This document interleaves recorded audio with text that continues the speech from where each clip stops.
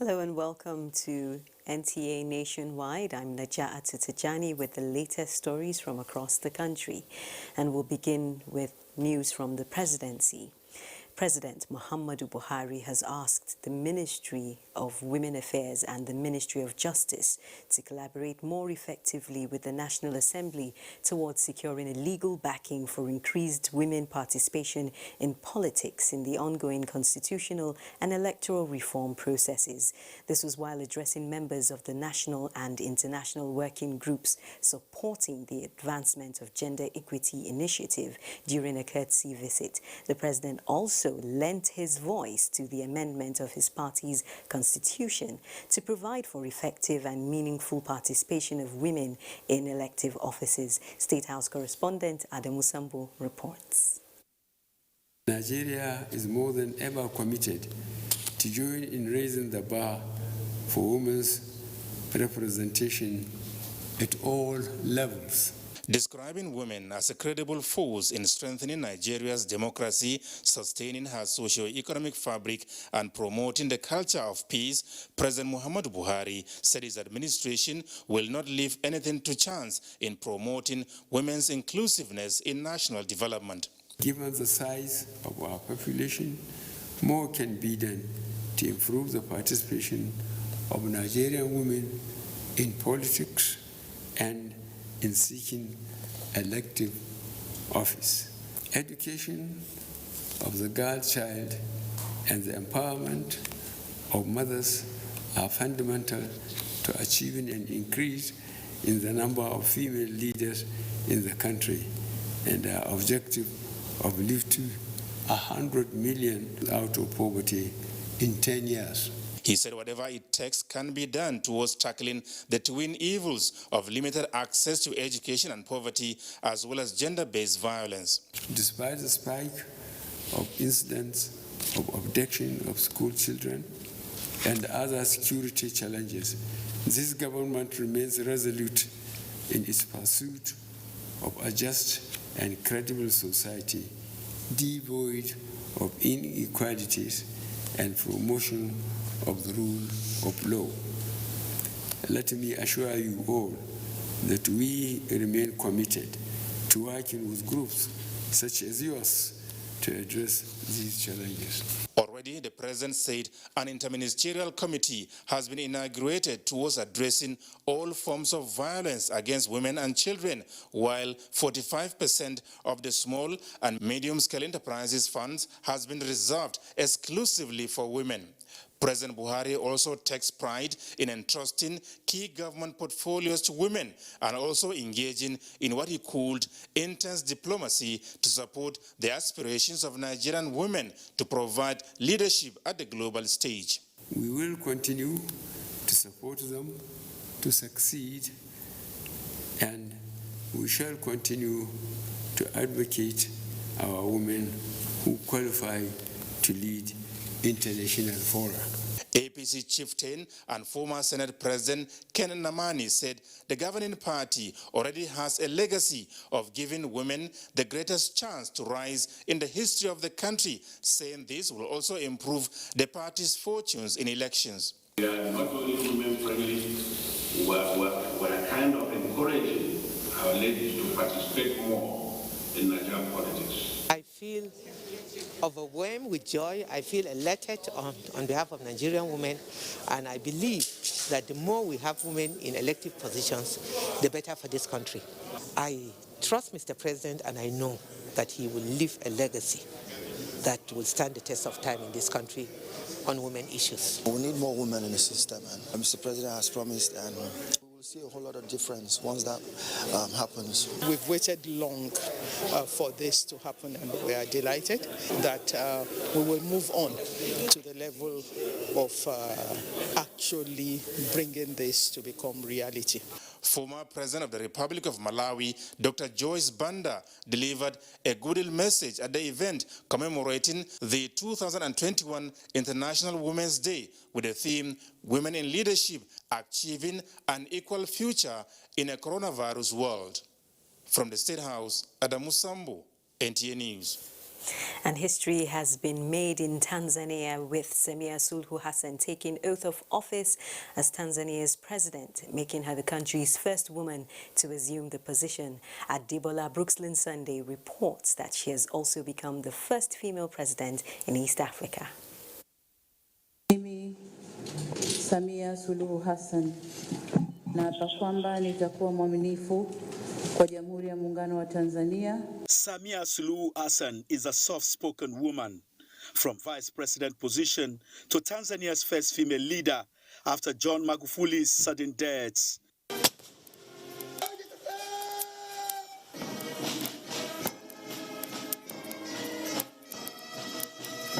Born in 1960 in Zanzibar, a former slaving hub and trading outpost in the Indian Ocean, Samia graduated from high school, and at 17, she took a clerkship in a government office after she publicly said her finishing results were poor. After undertaking further study, she rose through the ranks to become a developmental officer in the Zanzibari government. She was employed as a project manager for the UN's World Food Programme, and later in the 1990s, Samia Suluhu was made executive director of an umbrella body governing non-governmental organizations in Zanzibar. She became a parliament member for the Makudunchi constituency from 2010 to 2015 and has been Minister of State in the Vice President's Office for Union Affairs since 2010.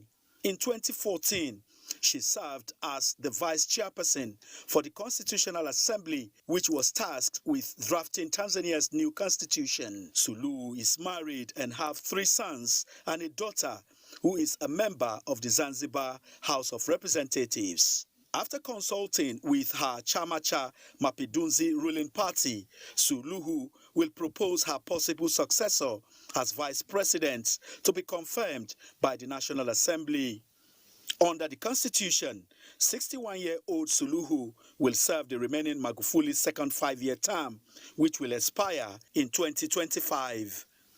Adebola Brooksland Sunday, NTA News. Meanwhile, reactions have continued to trail the emergence of the first female president of Tanzania, Samia Suluhu Hassan.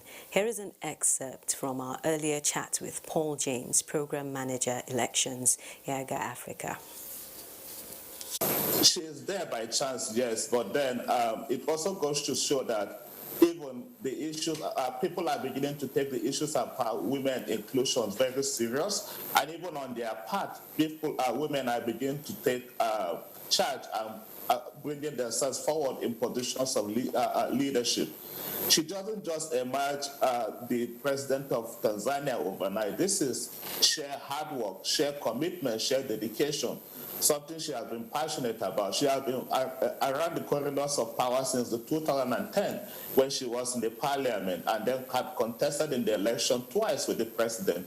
So it also shows her grit and her determination to remain there. Yes, Paul, you said she came in by chance. Now, do you think the African continent has come to an age where women can win via elections? This is not the first time that this is happening. Liberia has done that twice with Ellen Johnson. Ethiopia, though that is appointed by parliament, but even in Mauritius, it has happened in the past. Yes, we have come of age that this is going to happen. Women have demonstrated their capacity. We have seen the lives of Kunje Walana that everybody is celebrating. Think about most of the big organizations across the world that are now ruled by women. Quite obvious that you're an advocate for women in politics. Now, what advice do you have for women? Of course, because I think they should see this as, for me, this should spur them, this should challenge women, this should be a motivation for them that if Solo can get the chance, they too can get the chance. They need to bring themselves up, and also not just bring it themselves up, people need to also give women that platform for women to thrive. Here in Abuja, the FCT Minister of State, Ramatu Tijani Aliu, has declared that women deserve an equal future free from stigma, violence, as well as equal rights and opportunities for all.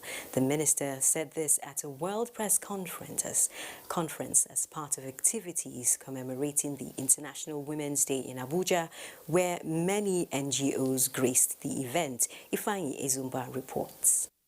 Leadership, achieving an equal future in COVID-19 world, with a sub-theme has choose to challenge. While appreciating the numerous NGOs in the field of women, FCT Minister of State Ramatu Tijani Aliu pointed out that when women lead, there will always be positive results. Women are yet to form the critical mass in the legislation, that is in the legislative arm. We are just about 1% now. So we are calling upon women to actually come out, to be bold enough to contest, to vie for positions. Permanent Secretary Olushade Adeshola said, the welfare of women has always been of paramount importance to the FCT administration. The issue of participation of women in the service it has become the norm. In FCT administration, it is also the situation. Acting Secretary, Social Development Secretariat, Kevin Ike, and others stressed that the essence of the program is to build a strong women fold in the FCT. What we do in Social Development Secretariat is total emancipation of women and children in the area of eliminating extreme poverty, employment generation, wealth creation, and value orientation. To hold on tenaciously to the victories that we are already seeing. And we stand by the slogan for this year's, sub-team, choose to challenge. Having seen what women can do, both at a national and local level, it is important that that space be created to encourage other women to step in. Presentation of special gift on behalf of FCT women by the FCT Minister of State.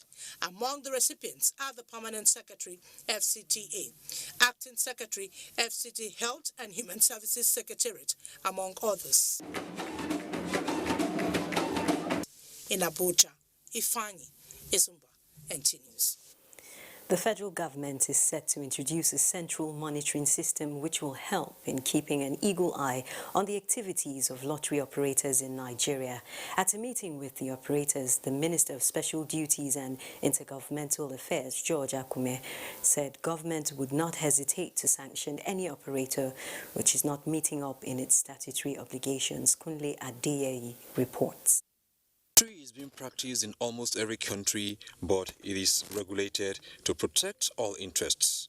In Nigeria, the authorities have some irregularities and are moving to address them.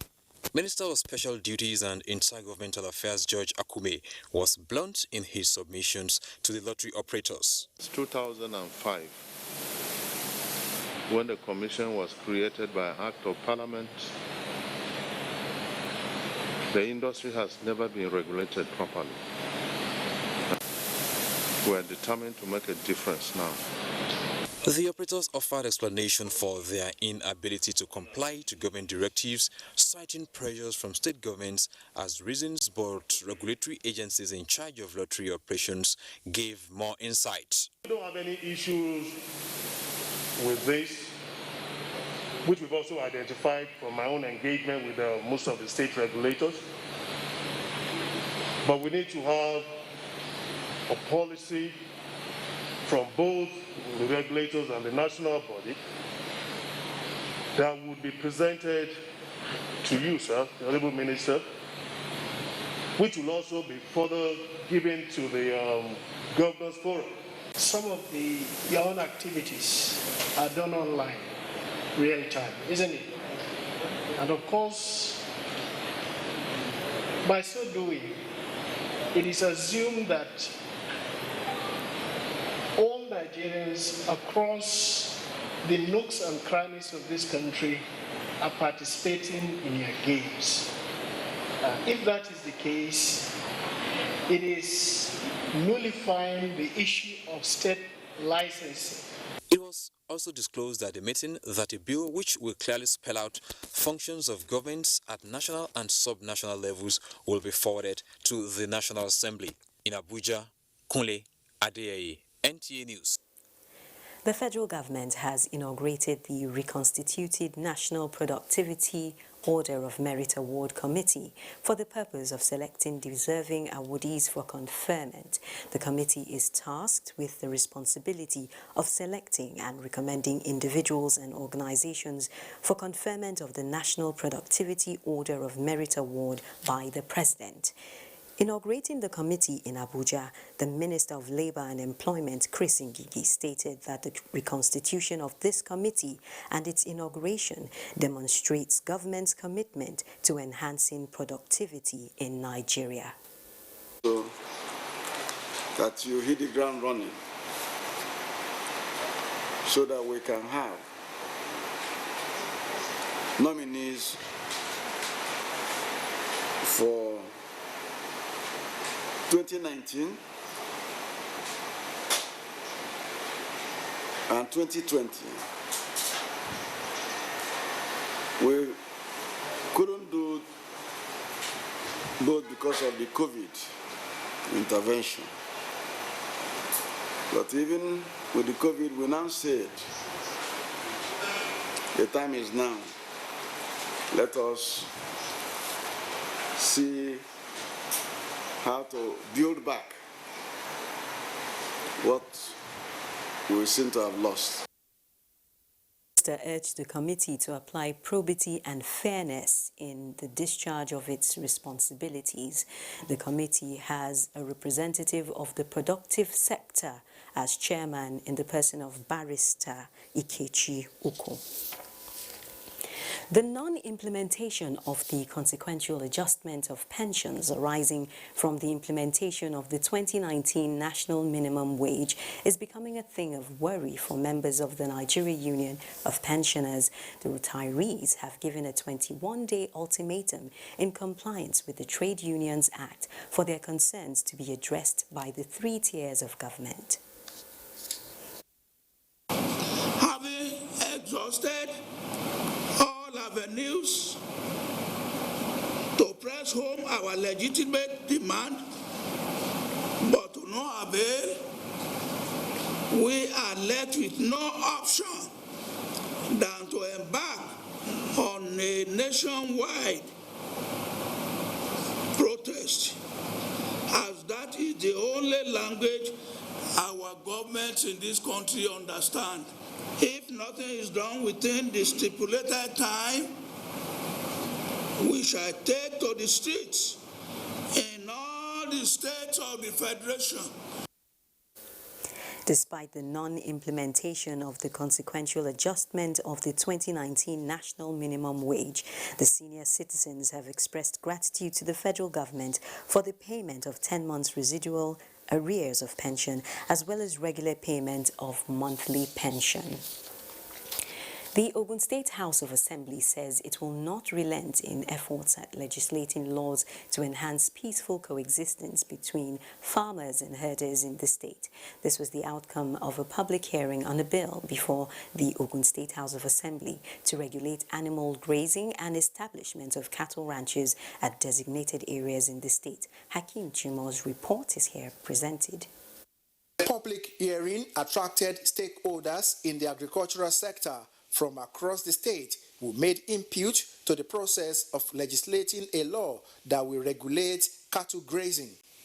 While commending the House for the initiative, the stakeholders rejected the establishment of cattle ranches at designated areas as contained in the bill, noting that animal rearing should be handled strictly as a business.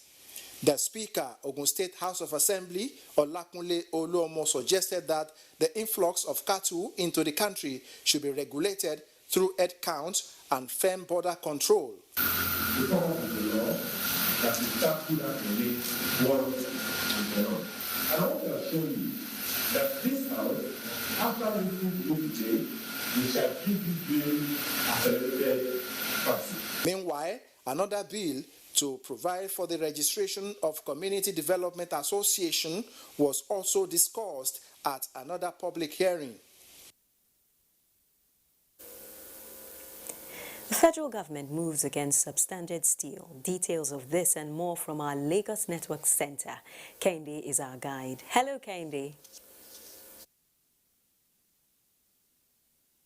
Najatu, and a warm welcome to Lagos. As one of the major materials used for building and other civil engineering construction all over the world, the steel industry is essential to the industrial growth of any nation. However, recent experiences of building collapse in parts of the country have also shown that these materials have a lot to do with the physical well-being of man. In this package, Adeniyi Taiwo reports on plans by the federal government to rid the steel industry of substandard steel products, which have now flooded the market. Collapsed buildings are always disturbing, yet they are common realities in Nigeria, especially in cosmopolitan areas such as Lagos. In 2016, the collapse of a 5-story building under construction in Lekki, Lagos, left 34 casualties, while a 3-story building housing school pupils left 20 dead. Most often, these incidents are blamed on the use of substandard building materials, especially steel bars used for reinforced concrete to provide deep foundation and basement, among others. The attendant loss of lives and shelter is not acceptable to the federal government, and its quality control agencies are now redoubling efforts to ensure sanity in the steel industry. We're going to sample the market randomly. We're going to make sure every distributor who is found wanting is prosecuted. To further drive home the message that government will no longer tolerate the presence of substandard steel in the market, the agency, at an interaction with stakeholders to give what it calls fair warning to distributors and manufacturers of steel rod, says it will maintain regular market surveillance and monitoring of building sites. We have given them moratorium to evacuate those things and then do away with them, take them back to the furnace and melt them. Because if we see you with substandard product, we'll trace the manufacturer. They say ensuring standard in the steel industry is equally important for the economy. Now that the African Continental Free Trade Area Agreement presents manufacturers and exporters of quality products in Nigeria the opportunity to explore the African regional market. In Lagos, Adeniyi Taiwo, NTA News. Continuous repositioning of the Naval Training Command NAVTRAC to meet world-class standard and boost security on the waterways are an important part of the command's mandate. Royal Admiral Kamaruddin Lawal, flag officer of the NAVTRAC, reiterated this in his message to the command personnel in Lagos. Lynn Lilike reports.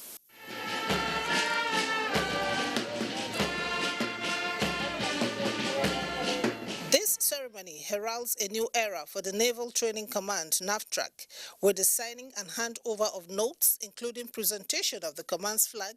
Rear Admiral Kamaruddin Lawal is set to settle in as a flag officer commanding NAVTRAC.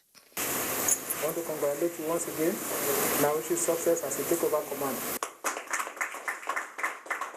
With a success story of churning out personnel to inject new innovations and rejuvenate the system, the flag officer commanding Rear Admiral Kamaruddin assured personnel of welfare and sought collective collaboration in combating criminalities in the maritime domain.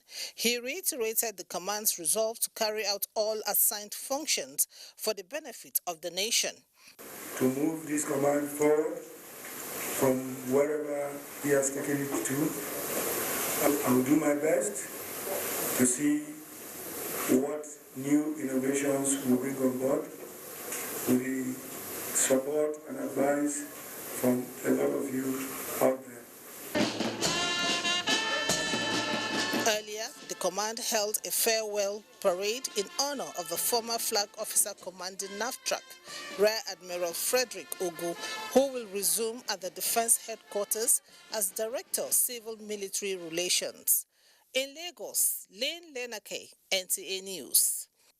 There is a renewed vigor to achieve the mandate of reducing the cost of doing business at Nigerian ports by 30%, as the Nigerian Shippers Council is compiling a register of regulated service providers with the view of streamlining tariff charges and fees payable for services rendered within the port community. Malcolm Olaleye reports.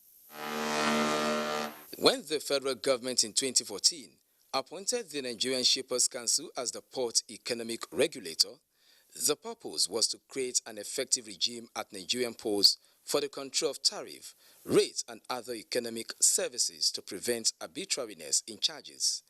In order to achieve this mandate, a register of regulated service providers was opened in 2019 to monitor and enforce standards at Nigerian ports while eliminating abuse of dominant market position.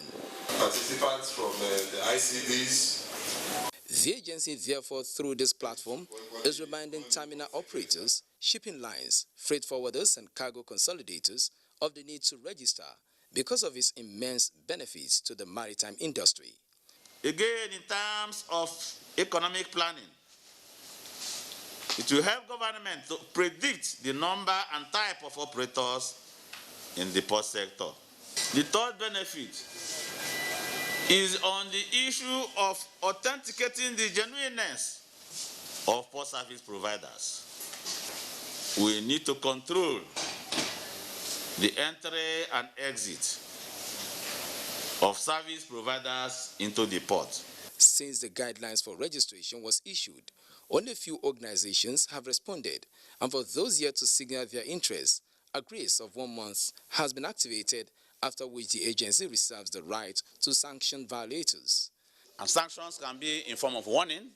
Sanction can equally be in form of sealing the premises of the service provider. Sanction can be in form of delisting. This move is one of the numerous interventions under the new port regime aimed at encouraging ease of doing business. In Lagos, Michael Olale, NT News. We'll go on a short commercial break. The news continues shortly.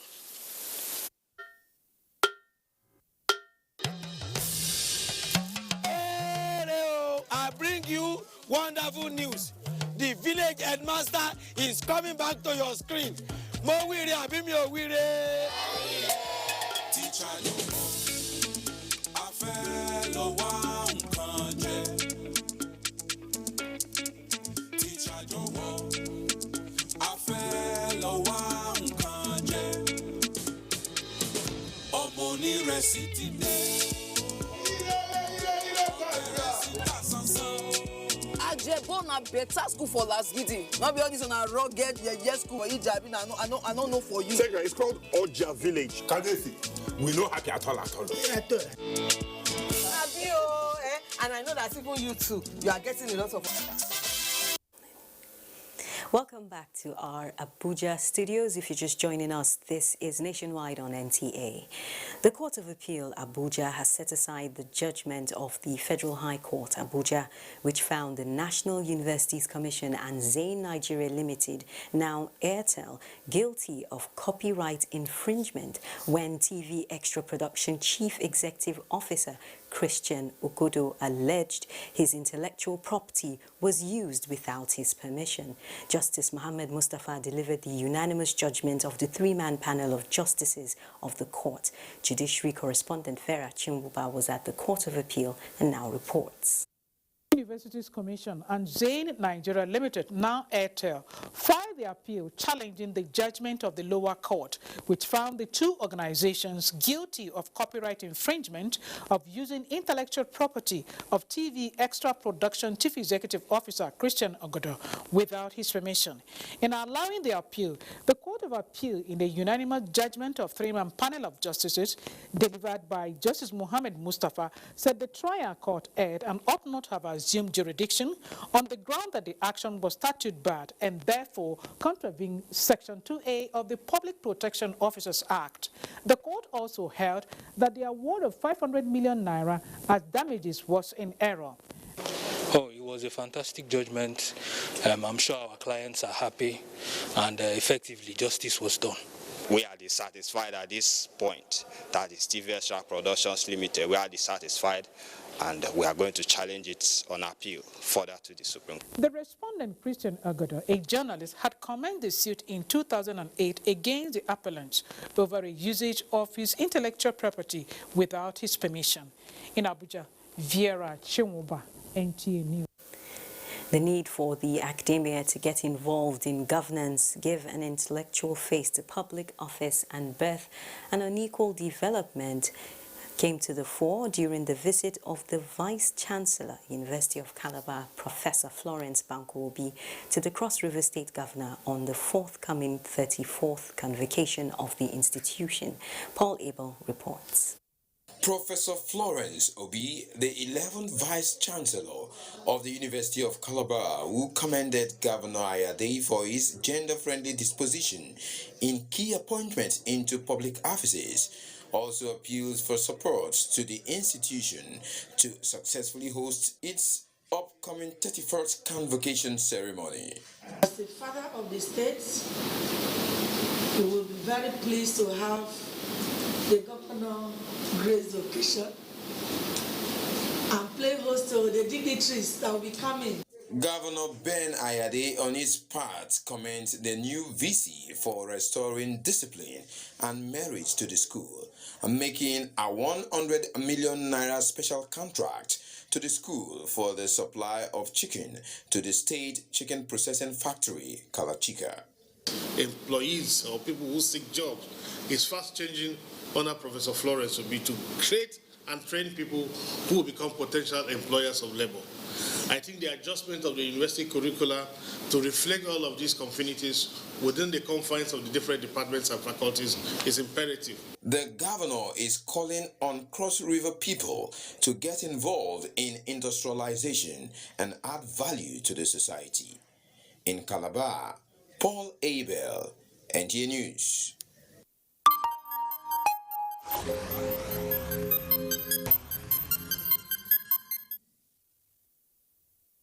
Seen 135 new cases of COVID-19 have been confirmed in Nigeria in the last 24 hours.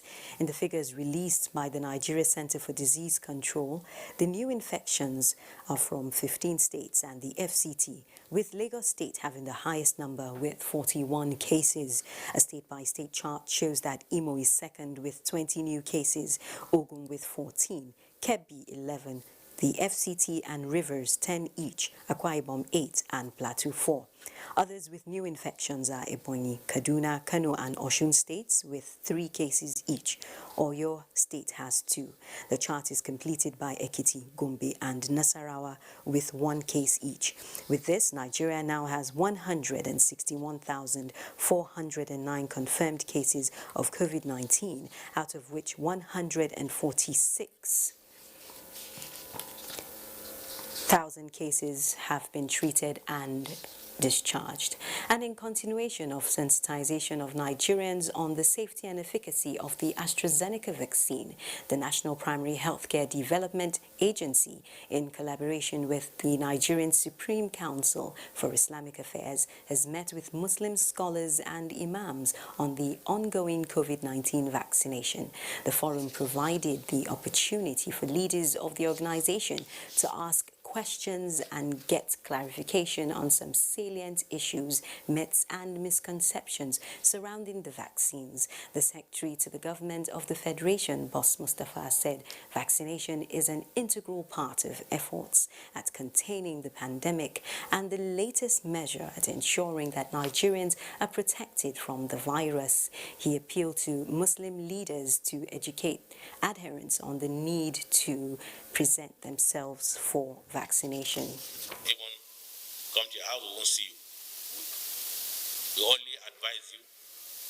We only try to appeal to you like we did with the polio vaccine decades ago, and today we are polio free.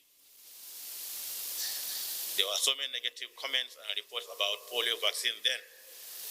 It was meant to stop our children from producing and things like that. But did it stop our children from producing? Definitely no. Not everybody will get the information that the European Union the regulatory body has now reversed and provided clarity and validated that the use of AstraZeneca is safe. So bad news travels very fast, but when there is good news, not everybody gets access to it. But it is very important and instrumental that a day after the European Medicines Agency cleared the air on the linkage between AstraZeneca and blood clotting, that we're meeting here today to deliberate further. So therefore, we can, with every sense of correctness, take this vaccine as a gift from above, the vaccines against COVID-19, and to ensure that our people are protected when it is their turn to take this vaccine. And that report was on encouraging Islamic adherents to get vaccinated. It's time to join Fatima Hassan in our Makudi Network Center, where Benue State has flagged off the COVID-19 vaccination. Hello, Fatima. Take it from here. Hello, Najatu. Good evening and welcome to Makudi. Benue State government says people should disregard the rumors and misinformation making the rounds about the efficacy of the COVID-19 vaccine. Commissioner for Health and Human Services, Dr. Joseph Ngbeya, gave the advice at the official flag-off of the COVID-19 vaccination exercise in Makudi, the state's capital. Blessing Omecha Ebute reports that frontline health workers and top military officers were amongst the first beneficiaries of the vaccine. Last week, the Benue State government took delivery of over 70,000 doses of Oxford AstraZeneca COVID-19 vaccines from the federal government. Consequently, the state government has already hit the ground running in administering the vaccine with the official flagging off of the exercise. I've just taken mine, just a little prick. I would say less than a mosquito bite.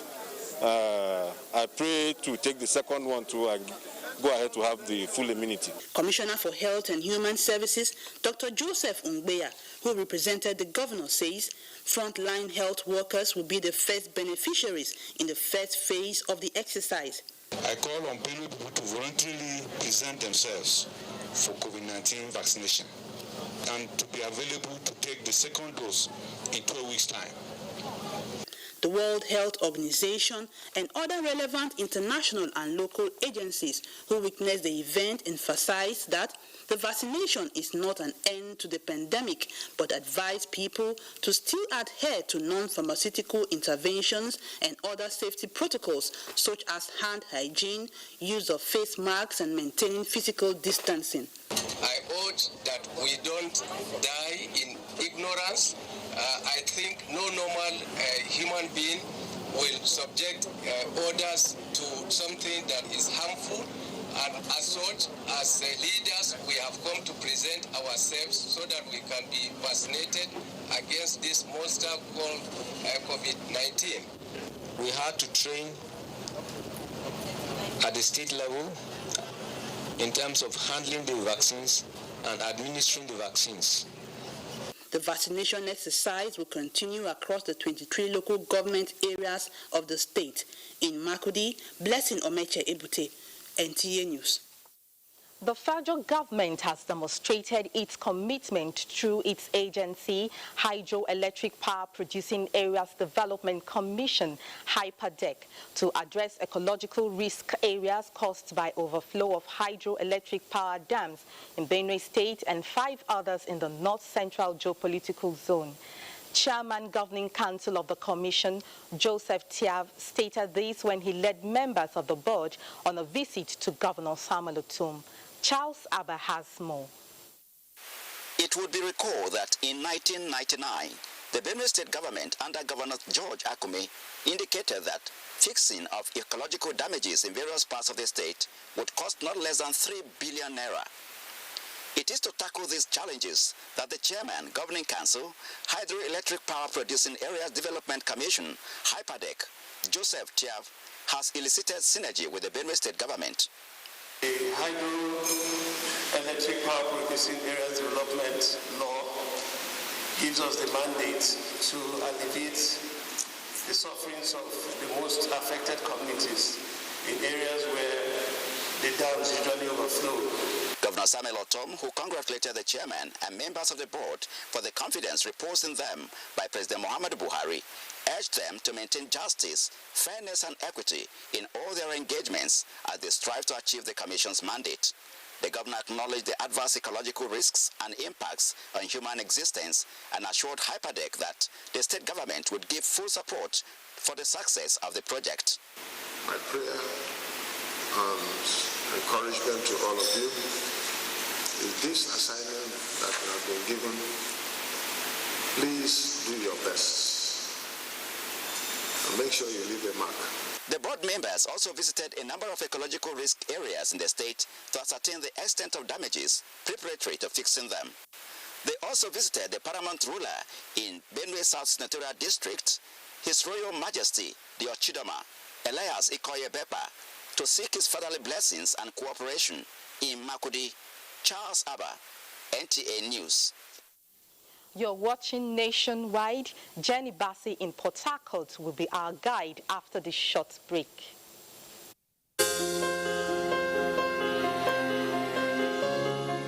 The vaccine offers hope for a safe country free of coronavirus. I urge all state governments, traditional and religious leaders to take the lead in the mobilization effort within their environment and spheres of influence. I similarly urge all eligible Nigerians to present themselves and be vaccinated in accordance with the order of priority already mapped out at the various authorized designated centers only.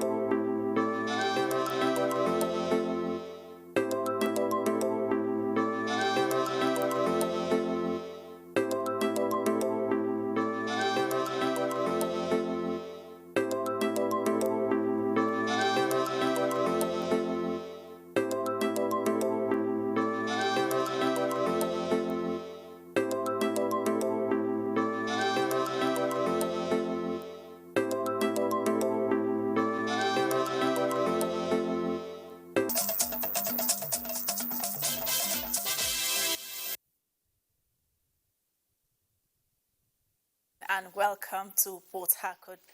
Governor Nyesom Wike has been nominated as the Independent Newspaper Governor of the Year 2020 following his many infrastructural development in the state. The nomination letter was presented to the governor when he played host to the Board of Editors of the newspaper at Government House, Port Harcourt. Ogedi Nyekwere reports. Governor Wike bemoaned the sudden indifference exhibited by the Nigerian Union of Journalists to the current challenges confronting the nation. He charged journalists in the country to speak up against public officers and hold them accountable to the people. Whatever we have done or whatever we have achieved that people are honoring us is because our people believed in us, because our people are giving us support, and because our people stand with us. If not, we will not have achieved what you may think we have achieved for you to bestow this honor on us. Managing Director and Editor-in-Chief of Independent Newspapers Limited, Mr. Steve Omanufeme, said the visit was to notify the governor of his nomination by the newspaper as Governor of the Year 2020 for infrastructural development, sports and contribution to national development.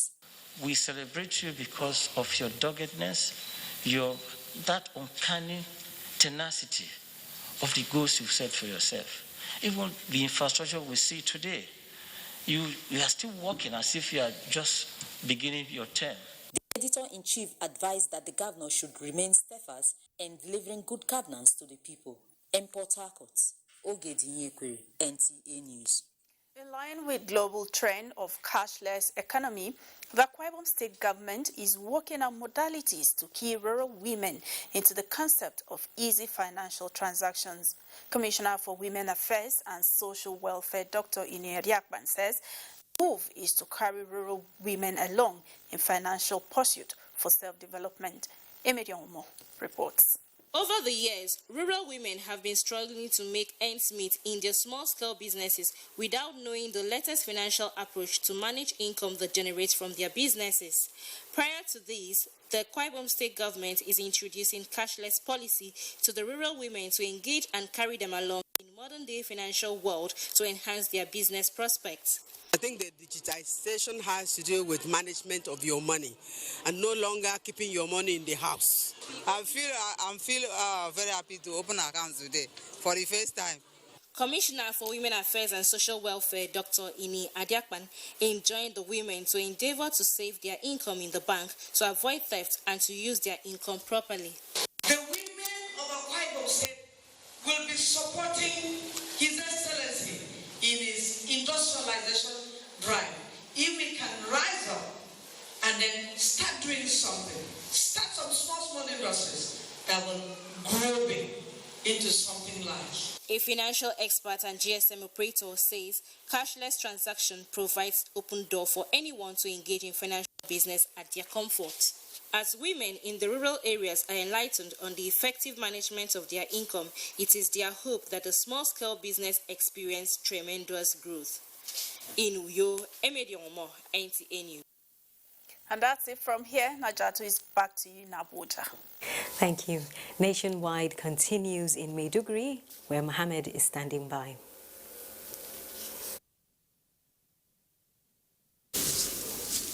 Thank you indeed, Najatu, and welcome to Maiduguri. Frontline health workers in University of Maiduguri Teaching Hospital, UMTH, have partook in the ongoing COVID-19 vaccination in the state. The Chief Medical Director of the hospital, Professor Ahmed Ahijo, led other health workers and frontline workers to receive the vaccine. Paul Nkujevana has details. University of Maiduguri Teaching Hospital was where the index case of COVID-19 was recorded, which exposed many health workers to the virus with few deaths. Availing themselves to the AstraZeneca COVID-19 vaccination was to protect themselves and build confidence of the public on the safety of the vaccine.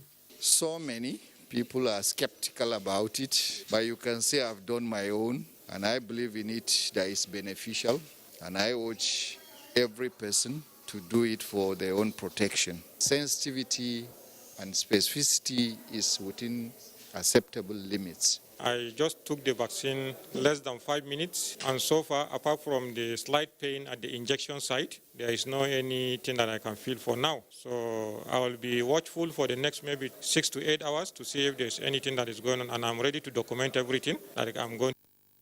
Sir Ibrahim Kida, who after a week of taking the vaccine, shared his experience, saying, the side effect varies from person to person. I can tell you up till today, I did not have any side effects. This vaccine has shown efficacy. We've seen it.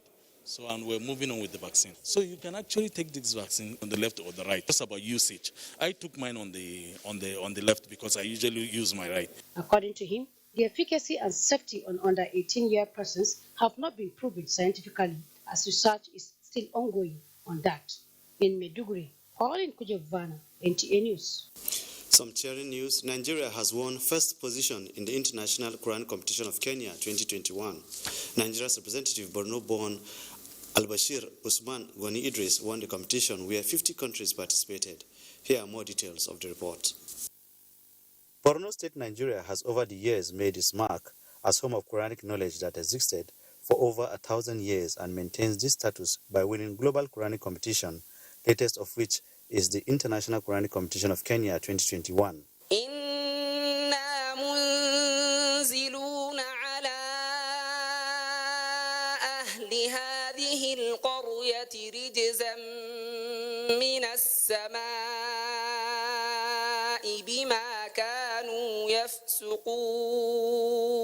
On arrival to Maiduguri, al-Bashir was greeted with appreciation by the State Deputy Governor Umar Osman Kadafur and a long list of Islamic scholars. The winner also presented his certificate to the Chief Imam of Borno, Zanalesu Ibrahim Ahmad, who enjoined the younger generation to emulate him in all fields of knowledge beneficial to mankind. At the head of his family, Goni Idris's residence in Gori Mashamari area of Jere local government, al-Bashir arrived home to a rousing reception by family members, local government councillors of the area, and Islamic scholars, where prayers were offered for more prosperity to Nigeria and lasting peace. Those are the stories from Maiduguri. The rest of Nationwide continues with Najatu. Thank you very much, Mohammed. This year's Technology and Innovation Expo has ended, and the federal government is rewarding the first, second and third winners in all the categories with the sum of 1 million naira, 750,000 naira and 500,000 naira. The Minister of Science and Technology, Dr. Ogbonnaya Onu, who made the announcement, said it was to help build a new culture of science and technology in the country. He said the ministry believes that when challenged, the best can come from the nation's researchers, inventors, and innovators.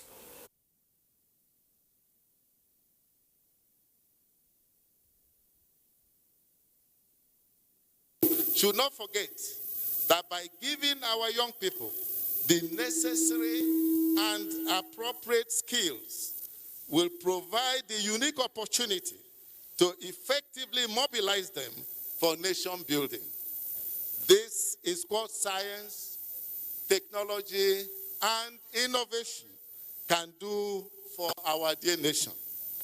So for young people of our dear nation, I say to you, don't be afraid. The future of our dear nation is bright. And on that scientific note, we conclude the news on Nationwide. Do remember to be a star and stand with the NTA against rape and rapists.